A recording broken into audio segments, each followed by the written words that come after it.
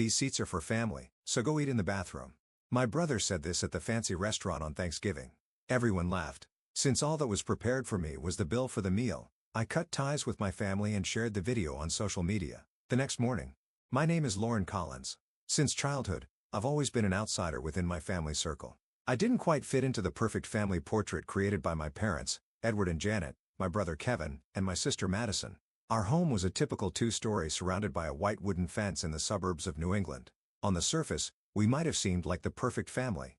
But the reality was completely different. It all began when I was 6 years old. On Christmas morning, Kevin received the latest gaming console and Madison received an expensive dollhouse. Meanwhile, I was delighted to receive an encyclopedia. An encyclopedia? That's not very childlike. You really are odd. I wonder who you take after. My mother casually remarked as she looked at me. I still remember the pain that shot through my chest at that moment. It was an unbearable pain. However, my grandparents were the only ones who recognized me. They would secretly give me special books and proudly talk about my successes in science. "Lauren, your talent is something special," my grandmother would whisper. "Someday, the world will understand that." And then, she gave me a beautiful math book. "This is our secret," she said. And one unforgettable moment happened the day before my 13th birthday. I had won first place at a school science fair. I had spent weeks researching a new method to capture solar energy more efficiently. The judges praised me as a promising young scientist. When I returned home excited, my mother greeted me with a cold look. "I'm busy preparing for Madison's dance recital tomorrow. You'll need to help out around the house then," she said. My father was equally indifferent. "That's nice," he said without taking his eyes off the news program. The next day, my parents forgot my birthday and went to Madison's dance recital. When they found out, my grandparents came to me. "I'm sorry we couldn't come earlier," my grandmother said sadly. "They took me out for a special dinner, and my grandfather gave me a sketchbook and a set of fine art pencils. A bright mind like yours needs a creative outlet," he said. When we returned home, my parents were angry. "Why did you take Lauren out?" My mother confronted my grandmother. Lauren had chores to do at home, she tried to argue, but she was powerless in front of my parents. "This isn't your problem, Mom," my mother sternly said. Since then, my grandparents became more cautious in defending me. In my last year of high school, I was filling out college applications when my father walked into my room. He frowned upon seeing my application to MIT. "Be realistic, Lauren," he said. "Such universities aren't for you. Consider the local community college instead."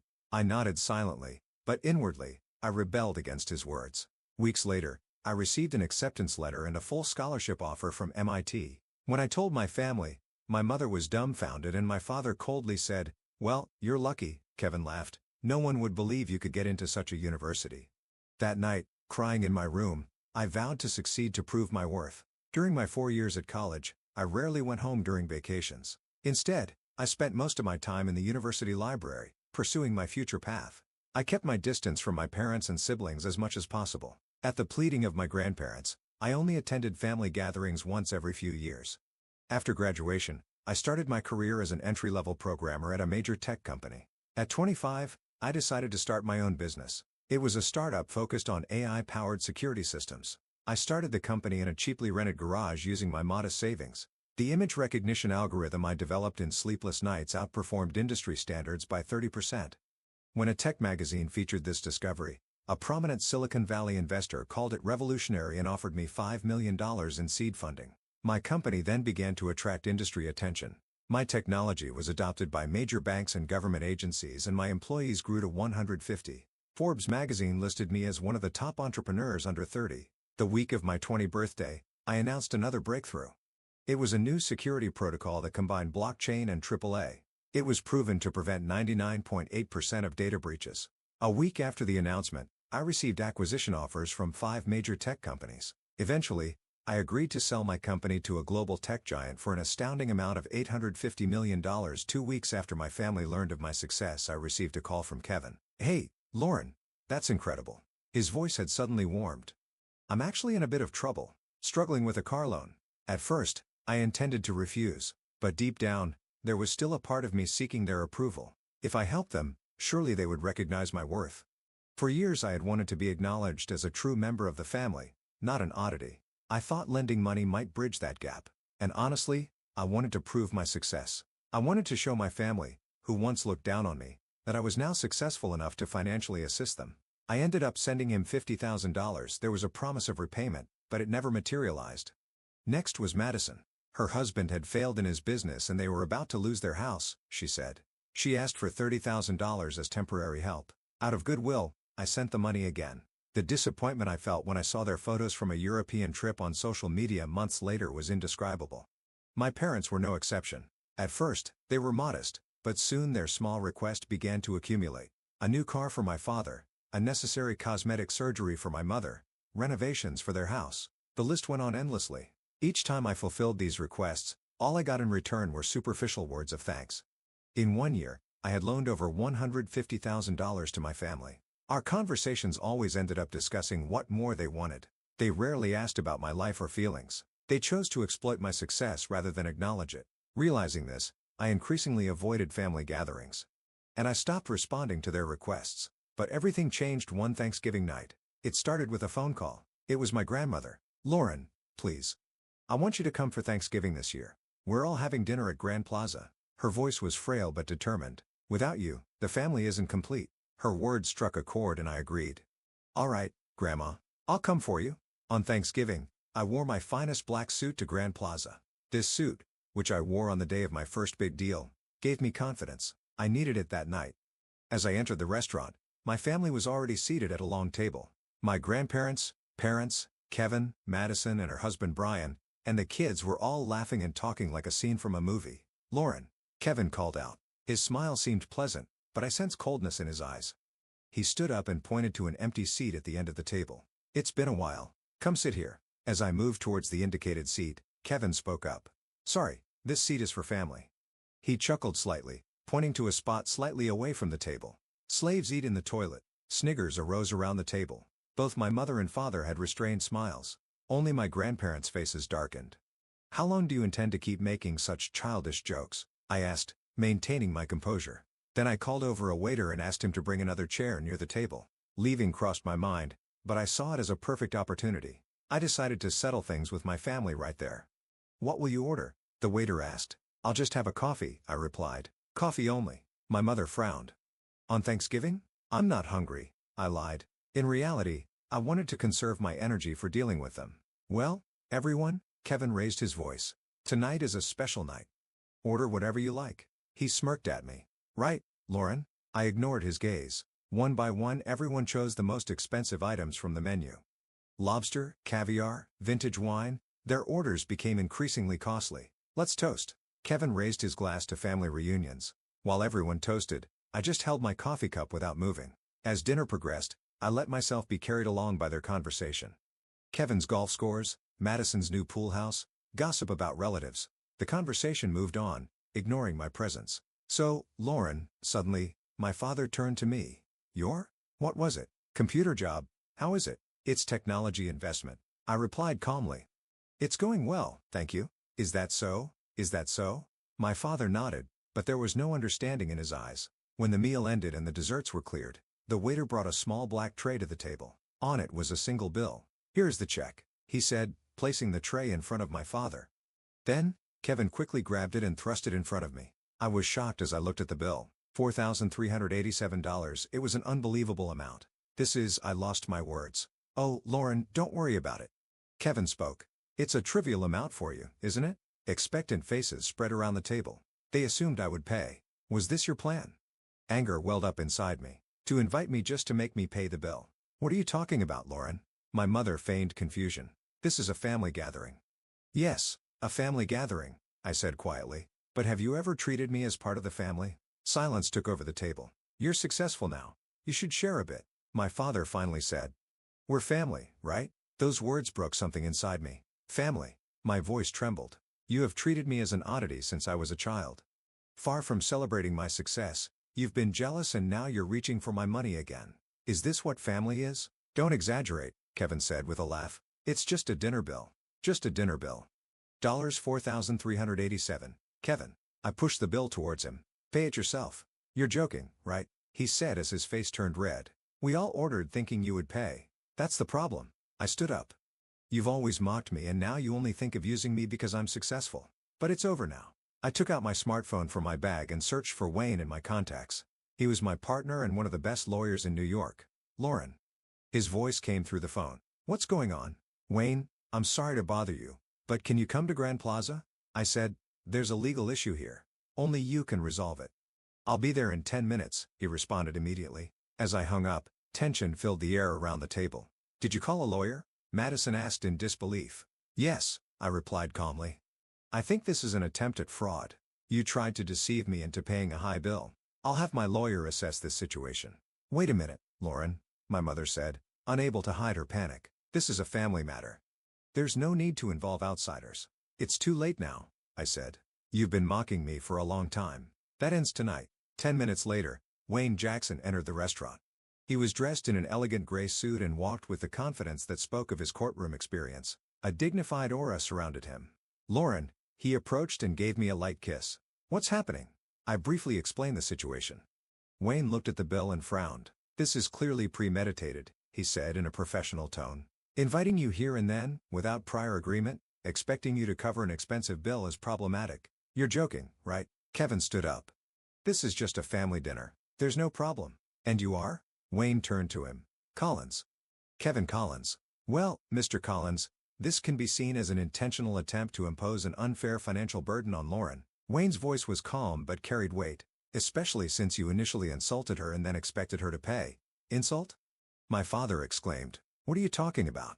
Sir, Wayne turned to him. The fact that Kevin initially used the term slave towards Lauren is a clear insult. Silence fell around the table. Let's resolve this simply, Wayne continued. Everyone pays for their own orders, and this issue is resolved. That's ridiculous, Kevin shouted. We can't afford such amounts. Then why did you order them? Wayne asked calmly. Was it not because you assumed Lauren would cover the costs? Silence dominated the table. Please understand, Wayne continued. This isn't just a family meal. It appears to be a premeditated attempt to use Lauren. If you refuse to pay, we may need to take legal action. Wait, my mother hurriedly said. This is a misunderstanding. We just wanted to have a meal with Lauren. Then why did you call her slave? Wayne pressed. Why did you order expensive menu without her consent? Wayne, that's enough. I put my hand on his arm. It's clear now. They don't see me as family. To them, I'm just an ATM. Suddenly, my grandmother slammed her hand on the table. That's enough, she said with anger in her voice. As the eldest in this family, I will not tolerate such behavior. She glared at my parents and siblings. You have treated Lauren terribly. You've looked down on her since she was a child. And now, when she's successful, you want to ride on her coattails. Grandma Kevin tried to protest, but she raised her hand to stop him. I'm not finished, she said. Edward, Janet, you should have loved and supported your daughter fairly, but you've always alienated Lauren. And now all of you have plotted this disgraceful scheme. Mom, that's not true. My father tried to argue, but she ignored him. Lauren, she turned to me. You have grown into a strong woman. I am proud of you. And if you choose to distance yourself from this family, I understand. Her words deeply resonated with me. My grandmother had always been my ally, but she had never defended me in public with such a strong stance before. Thank you, Grandma, I said. I felt tears welling up in my eyes, but I managed to hold them back. So, what shall we do about this? Wayne picked up the bill again. Legally, everyone should pay for their own orders. However, realistically, I will pay, my grandfather suddenly said. He had been quiet until now, but there was a look of determination in his eyes. But there is a condition, he said, looking at my parents, Kevin and Madison. All of you must apologize to Lauren and ask for her forgiveness. Otherwise, I will exclude you from my will and the inheritance will go entirely to Lauren. A murmur spread around the table. Dad, you're joking, right? My father said. I'm not joking, Edward, my grandfather said sternly. I have been disappointed by your behavior for a long time. Tonight is the last straw. Kevin blushed and reluctantly turned towards me. Lauren, I'm sorry. His words lacked sincerity. My parents and Madison also made formal apologies. Is that satisfactory? My grandfather asked me. I nodded slightly and looked at Wayne. Yes, this resolves it, Wayne said. However, it is up to Lauren to decide how she wants to handle her relationship with her family in the future. Of course, my grandfather said. He took a card out of his wallet and handed it to the waiter. I took Wayne's arm and stood up. Let's go, I said quietly. Before leaving the table, I approached my grandparents and hugged them gently. Thank you. Grandma, Grandpa, I whispered. You are the only true family I have. Call anytime, she said while holding my hand. You're not alone. We left the restaurant. As we stepped outside, the cold air of New York's night brushed against my face. It felt like it was heralding a new beginning. Standing on the balcony of Wayne's luxurious apartment, we looked down at the Manhattan nightscape. The city lights twinkled like stars. "I'm really sorry to have involved you in this," I said. "I didn't expect things to turn out like this tonight." Wayne smiled gently. "I'd do anything for you, Lauren. Besides, their behavior was definitely problematic. But, you couldn't actually have sued them, could you?" I asked. "To be honest, it would have been difficult," he admitted. "But they didn't need to know that." He winked. We laughed, and then I took a deep breath. I've been troubled by my relationship with them for a long time. I always felt like an outsider, as if I had no value. But tonight, I finally drew a line for myself. "You are an amazing woman, Lauren." Wayne touched my cheek. "Talented, intelligent, and compassionate. It's their loss if they can't see that." "Thank you." I held his hand. "I'm truly grateful to have you by my side." Rayan looked slightly bewildered, then suddenly reached into his pocket. Actually, he pulled out a small blue velvet box. "I was planning to give this to you tonight." He slowly knelt down and opened the box. Inside, a beautiful diamond ring sparkled. "Lauren Collins, I want to walk through life with you. I am impressed every day by your strength, intellect, and kindness. Will you marry me?" Tears overflowed in my eyes. "Yes, Wayne. Of course." He slid the ring onto my finger and stood up to embrace me. Our kiss was filled with the promise of a new beginning. Late that night my smartphone rang. It was a message from my grandmother. "I am proud of your courage. It's wonderful that you've learned to know and protect your worth. I love you, Lauren. And Wayne is a good man." I smiled as I replied, "Thank you, Grandma. I wouldn't be who I am today without your support. I love you." Looking out the window I saw the first light of dawn beginning to illuminate the sky. A new day, a new beginning. For a long time, I had sought my family's approval. But now, I had learned to accept myself and recognize my own worth. Sometimes, the most difficult choices are the most necessary. Distancing myself from my family had been painful, but it was also the first step towards self-respect and healing. I smiled as I saw Wayne sleeping peacefully beside me. Together, we would build a new family. A family based on love, respect, and understanding. The next morning, an unexpected situation arose. I received a call from an unknown number. "Is this Lauren Collins?" a young woman's voice asked. "I'm Sandra Brown from the New York Daily. Could you comment on last night's incident at Grand Plaza?" "What incident?" I asked, confused. "A video capturing your family insulting you has gone viral on social media," she explained. "It's currently trending." I stood frozen. Wayne quickly took out his smartphone and started searching. "Ah, this," he said, showing me the screen. The video, secretly filmed by a guest at the next table, showed Kevin calling me slave and the entire family laughing. Then, it showed me calling Wayne, my lawyer and my grandfather eventually paying the bill. Everything was vividly captured. I was at a loss for words. "It has already been viewed over 1,000,000 times, Wayne said quietly. "The comments are overwhelmingly supportive of you." Over the next few days, the situation escalated. Kevin's workplace was identified and his social media accounts were flooded with critical comments. Madison's fashion blog was labeled as hypocritical. Paparazzi appeared in front of my parents' house tracking their daily movements. Local newspapers contrasted my success story with my family's cruel behavior. An article titled "How a Genius Entrepreneur Was Alienated by Her Family" was shared nationally.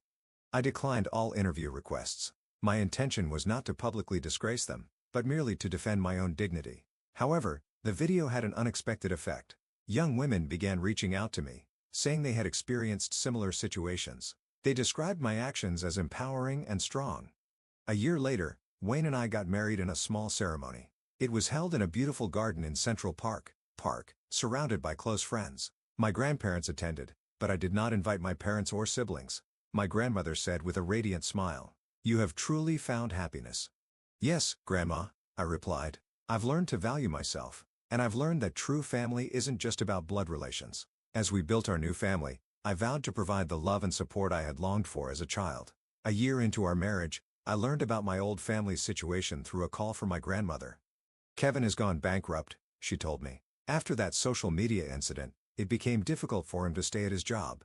So he quit and all his high-risk investments failed. His sports car was repossessed and he's now living in a motel." I wasn't surprised. Kevin had always lacked foresight and could never curb his impulses. His demands for my money had been to support his own lavish spending. Madison and Brian have divorced. They've been fighting constantly since the incident. She's moved back into your parents' house with the children. "And what about Mom and Dad?" I asked further. "They're struggling." My grandmother carefully chose her words. "Your father was forced into early retirement. They don't have enough savings and it seems they're not well with Madison and the grandchildren there." I nodded quietly. My father had always believed his job was secure and hardly saved for the future. I occasionally think about my old family. I harbor no hatred towards them. Just a sense of loneliness and a bit of sadness. While the wounds from the past may never fully heal, they have made me stronger, and they taught me to see myself as valuable and to never compromise on my own worth.